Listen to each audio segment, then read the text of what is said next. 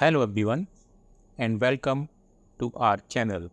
Today we have an exciting tutorial for all the window users out there. We will be showing you how to use the Vysor app. It is a fantastic tool for screening, mirroring your Android device on your Windows computer. Whether you want to share your screen with others and control your Android phone from your PC, Vysor makes it a breeze. So let's dive right in. First of all, we need to download and install Vysor. The first thing you need to do is download it and install the Vysor app on the Windows computer. You can find the app on the official website or through other reputable sources. Once the download is complete, run the installer and follow the on-screen instructions to install the app on your computer. The second step is to enable USB debugging on your Android device. To connect your Android device to Vysor, you need to enable USB debugging. Here, how you do it. Go to setting on your Android device, scroll down and find about phone or about device. Locate the build number or build version and tap on it 7 times.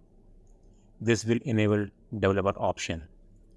Now go back to the main setting menu and select developer option.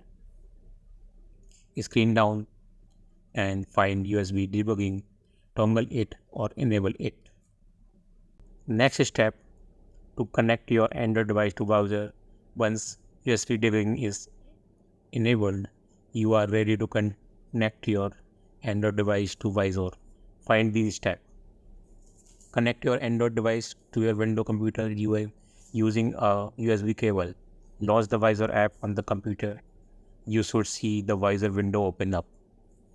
In the Vysor window, you will see a list of available devices.